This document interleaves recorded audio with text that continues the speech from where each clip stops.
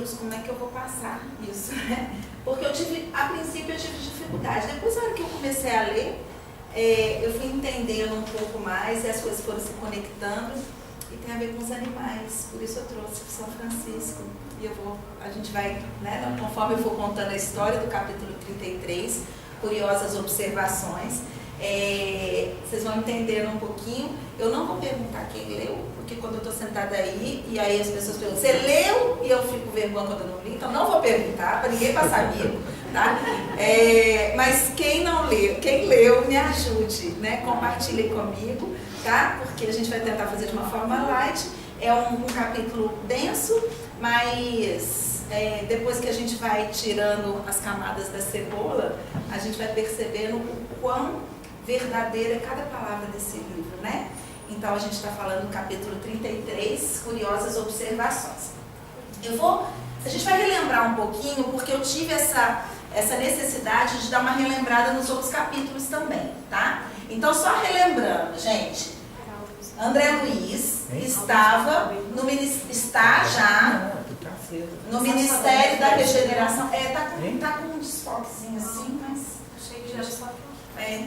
Enfim, então olha só, André Luiz está no Ministério da Regeneração, nas câmaras de retificação.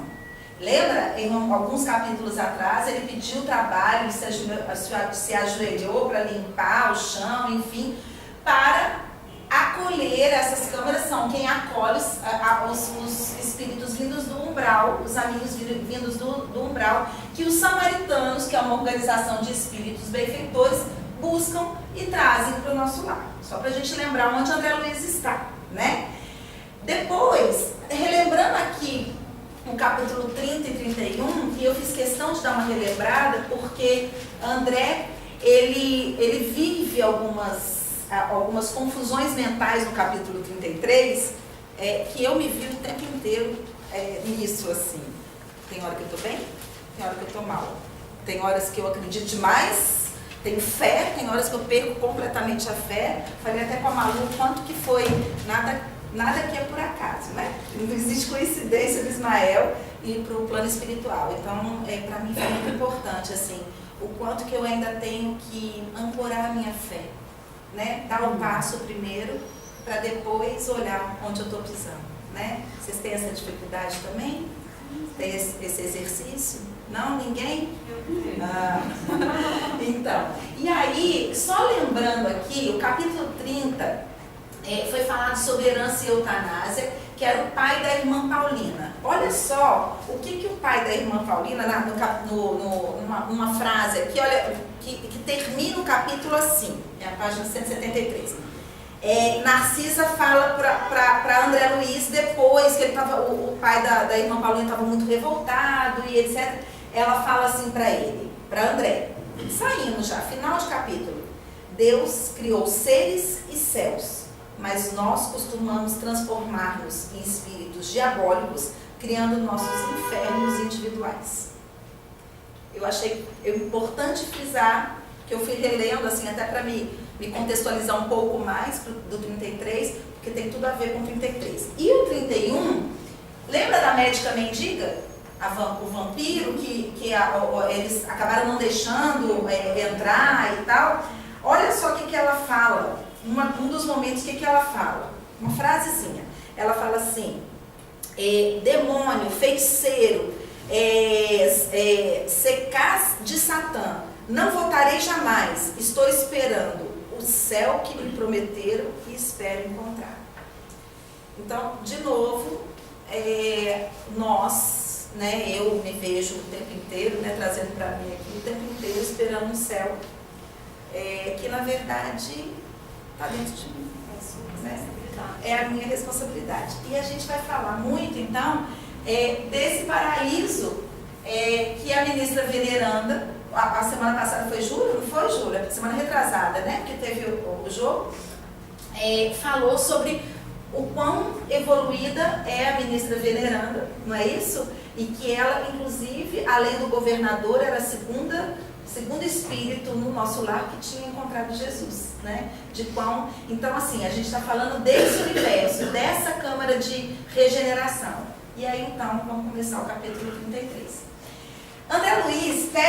Narcisa para ir para o portão, porque os samaritanos deviam estar chegando. Então ele todo eufórico, ele estava feliz, estava tudo bem e tal. Ele pede então para Narcisa ir para o portão para esperar os samaritanos que estavam vindo do umbral, para que eles chegassem e já tomassem as primeiras providências.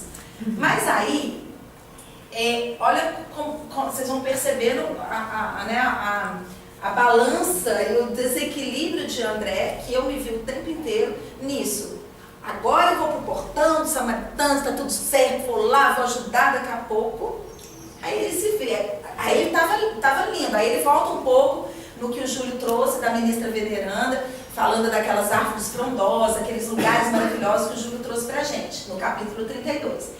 E aí ele fala que passou pelo caminho cercado de árvores frondosas e acolhedoras, uma bênção, ele estava feliz, ele estava em paz. Mesmo com as janelas amplas das câmaras, não tinha essa impressão de bem-estar. Ele se sentia muito repousado, estado total de graça, de bênção. Tá bom? E aí ele começou a caminhar, indo pro portão, esperar o samaritano. E aí, sentindo-se só, começa aquelas coisinhas na cabeça da gente, né? Assim, tô ótima, tá tudo bem, acredito, tô indo com fé, vai com fé, Patrícia, vai dar tudo certo. De repente, assim, mas será que vai dar mesmo? E se? Aí começa, né? A gente no coach, a gente chama de selfie 1 e selfie 2, pode ser chamado de superego, enfim. Mas na verdade, é todos os meus eus comigo mesmo nessa luta interna de não crença, né? De não fé, de não dar o passo sem olhar antes para onde que eu estou pisando. E foi o que começou a acontecer com o André. Ele começou novas indagações. Imagina, ele estava lindo, maravilhoso, indo pelo parque frondoso, tudo lindo e tal. De repente ele se viu só e ele começa com as novas indagações. E aí ele faz a seguinte pergunta: meu Deus do céu, onde estaria a paragem do sonho? Na Terra ou naquela colônia espiritual? Ou seja, o que eu estou vivendo? E aí ele começa uma série de indagações.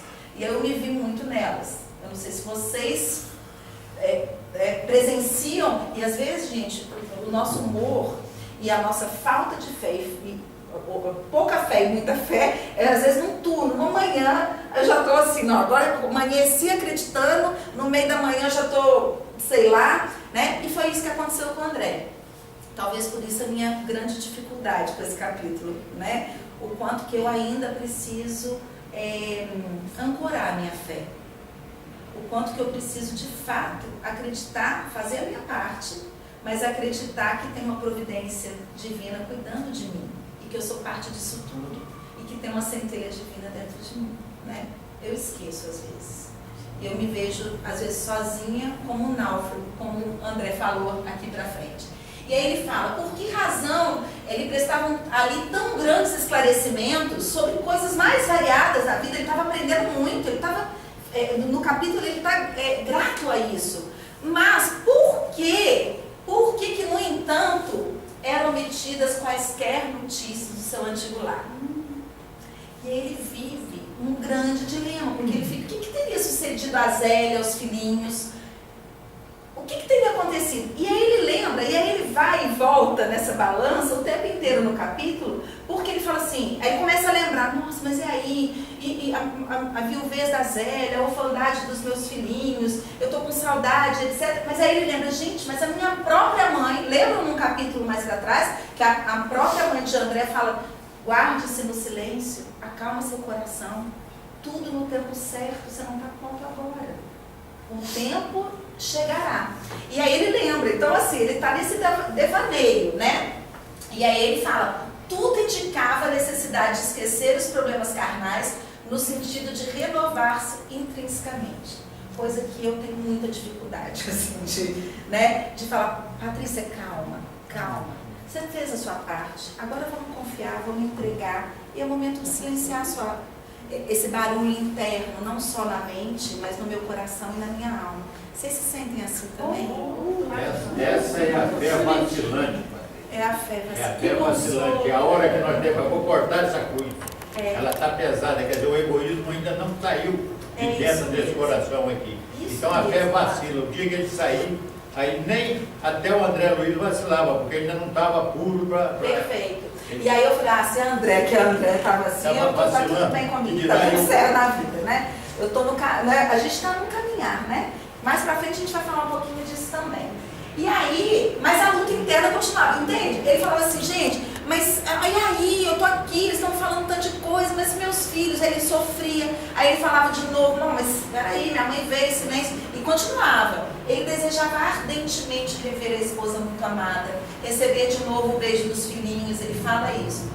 Olha o que ele fala, por que decisões do destino estavam agora separadas?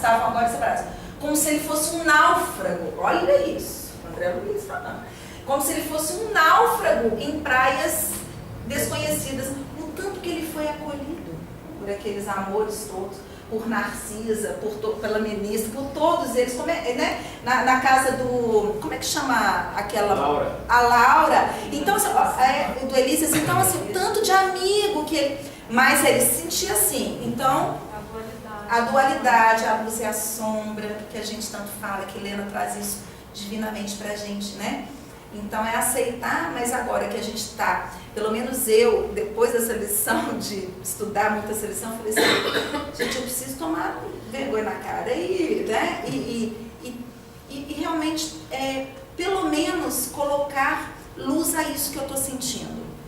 Se eu ainda não dou conta de sentir, que pelo menos eu perceba que eu estou sentindo e que eu tenho que mudar, e que eu tenho que virar a página rápido, mais rápido do que eu tenho virado, né? Trazer para a consciência, né? Trazer para a consciência. A partir do momento que a gente já tem a consciência daquilo dali, quando acontece de novo, a gente já fala, peraí, estou de novo naquela. Calma, né? Perfeito, obrigada pela contribuição, exatamente, trazer luz a isso, né? E aí, neste momento, ele teve essa consciência que a Ju está falando. Ele veio com ideias generosas, confortando o seu íntimo. E ele falava assim, gente, mas espera aí, eu não sou um náufrago. Eu sou um náufrago abandonado. E se assim eu pensasse, a responsabilidade por ser náufrago é só minha. Então assim, vamos parar do mimimi do, né, André? Ele fala mais ou menos isso, né? Vamos parar do mimimi do... Vamos pensar realmente com a verdade? Boa noite. Vamos pensar com a verdade, vamos pôr luz e consciência aí, você é náufrago? E aí ele fala, não, eu não sou náufrago, né? Eu não estou abandonado. E se eu assim pensasse, a responsabilidade pela essa condição somente minha. E então pensou sobre o trabalho engrandecedor. E aí ele vai. E aí ele fala, aí ele veio uma reflexão. Aí, beleza, ele saiu do vítima e agora foi o seu próprio algoz. Aí ele começou a se chicotear. Vocês fazem isso também? Porque eu faço isso, tô boa nesse trem de me chicotear, que é uma coisa. Errei um pouquinho, daqui a pouco já tô assim, pô, errei, tá bom, bora, vamos caminhar, né? E aí ele fala, e admirar-se de haver perdido tanto tempo em frioleiras. Frioleiras são besteiras, futilidade de toda sorte. Pensando desapaixonadamente sobre sua família, constava que muito amou a sua esposa e os filhos, mas não criara nada de sólido e útil ao espírito de seus familiares. Tarde verificar esse descuido. Olha o que ele fala, que grandeza. Eu pus até uma foto de ação e reação, porque a vida é assim. Tudo que eu faço, vem. Né? A colheita, como é que é aquela frase? A colheita pode ser até duvidosa. Não, como é que é? Plantio é facultativo, a colheita é certa. O plantio é facultativo, a colheita é certa. Né? Então, o que eu estou plantando? Né? O que eu fiz muita essa reflexão, assim. O que eu estou plantando para eu não chegar do lado de lá, quem era provavelmente para o nosso lado, né? Mas, enfim, qualquer outro lado, né? Eu não falar isso que o André falou, assim, ou pelo menos já ter consciência sobre isso, né? Ele fala assim, olha, quem atravessa um campo sem organizar a sementeira necessária ao pão e sem proteger a fonte que sacia a sede, não pode voltar com a intenção de abastecer-se. Quer que eu repita? É bom. Olha só, quem atravessa um campo sem organizar a sementeira necessária, ou seja, quem atravessa um campo sem falar assim, olha, vou deixar um pão aqui, guardadinho, vou semear, porque quando eu voltar eu tenho pão de volta, né? Ou ou sem proteger a fonte da coisa, eu bebo toda a água, não planto nada e saio pro deserto. Aí eu falo assim, eu vou voltar lá naquele lugar que eu tava, porque lá vai ter pão. Tem pão como? Se você não plantou. Tem água como se você bebeu tudo, ou se você não buscou novas, ou não cuidou da fonte, né? E aí ele fala isso, se eu não semeei, se eu não cuidei da água, como é que eu posso voltar com a intenção de me abastecer? Fazendo um julgamento sobre a sua própria condição. E tais pensamentos instalados no cérebro de André Luiz, assim, estavam irritantemente dentro da mente de André Luiz. E aí, a torturava, ele volta a falar as inquietações, como que estaria a esposa na viuvez, os filhinhos na orfandade, né? Como se fosse a pessoa mais importante na vida dos filhos, né? E tivesse semeado isso junto aos filhos. Que nem semeou. Perfeita colocação. Exatamente. Mas aí, de novo, entende? O vento calmo parecia sussurrar concepções grandiosas. O luar trazia mais serenidade. O céu sublime, a beleza silenciosa fizeram silenciar-se e também admiração e prece. Gente, no sábado eu estava estudando, montando a apresentação, para a gente falar hoje aqui e conversar. Nessa parte, eu recebi, no meu WhatsApp, eu tenho um grupo de amigos, assim, que a gente troca só coisas positivas, combinamos de só trocar coisas positivas, não queremos notícia ruim, só coisa boa. E aí, eu pus aqui rapidinho o que eu recebi, que é uma história rapidinha, de um povo africano, que é o povo Zulu, que é uma tribo, a tribo Zulu da África, que fala o seguinte: quem se atreve a ler aquela palavra lá? Savabona? Sawabona é um cumprimento que quer dizer eu te respeito, eu te valorizo, você é importante para mim. E quando alguém fala isso na tribo Zulu, para quem essa pessoa falou, ele fala Chicoba, que é então eu existo para você. Olha que coisa linda. Se alguém erra na tribo Zulu, eles ficam 2 dias, eles fazem uma roda com todas as pessoas, não sei se todo mundo conhece essa história. Eles fazem uma roda e põe essa pessoa que errou no meio, e ali durante 2 dias eles falam tudo que essa pessoa já fez de bom na vida. De bom. Ele errou. Não é julgamento. Não. Ó, Patrícia, você fez isso de ruim, mas olha, você fez isso, eu quero te lembrar. Eu quero te lembrar que eu te respeito, que eu te valorizo, que você é importante para mim. Eu quero te lembrar que você fez isso de bom, que você fez aquilo de bom. Tá, você errou, né? Bola pra frente. Por que eu trouxe isso? Primeiro que eu achei muito simbólico chegar na hora que o André Luiz estava nessa luta e nesse chicote com ele, né? E eu faço isso muito comigo, né? Alguns aqui estão falando que fazem também, algumas cabecinhas balançando assim. Então, que tal a gente copiar um pouquinho do povo Zulu e entender, sim, eu errei, sim, aconteceu, mas eu fiz um tanto de coisas boas também, né? Eu fiz um tanto de outras coisas. Eu quis fazer esse parênteses aqui porque foi muito simbólico para mim. Eu não conhecia a história, né? Assim, que vinha da tribo Zulu. E aí, beleza. E aí o André estava naquela confusão mental. E aí, para completar, ele vê 2 vultos. Gente, mas não eram 2 vultinhos, não. Eram 2 vultos que pareciam 2 homens de substância indefinível, semiluminosas. Dos pés às cabeças pendiam filamentos estranhos, e da cabeça era como se escapasse um longo fio de singulares proporções. Gente, André Luiz voltou igual louco, parecia fantasma. Fantasma eu não gosto mais, né? Aí ele volta desesperado, com os cabelos eriçados, doido, volta correndo, ficava lá no portão esperando o samaritano, pensando na vida. Aí ele fica tão desesperado que ele volta, né? E vai expor para a Narcisa, então, que estava lá dentro. Olha, tem uns fantasmas lá fora. Aí a Narcisa não aguentou, caiu na gargalhada. E ele falou assim, olha, ela não conteve o riso, e ela falou, olha essa, meu amigo, não reconheceu aquelas personagens? Ela fala para André Luiz. André Luiz foi desencontrado, como assim, gente? Não, mas como assim? Que eu imaginei dele falando, gente, como assim? Como assim eu tinha que reconhecer aquelas personagens, gente? Eu vi, parecia um fantasma, o que é isso? Aí ela calmamente, como era peculiar a Narcisa, explica. que ela, primeiro, que ela também passou por isso. Calma, André, não precisa ficar tão desesperado, não, porque eu também, quando eu estava aqui, eu também passei por isso. E aqueles eram os nossos próprios irmãos da terra.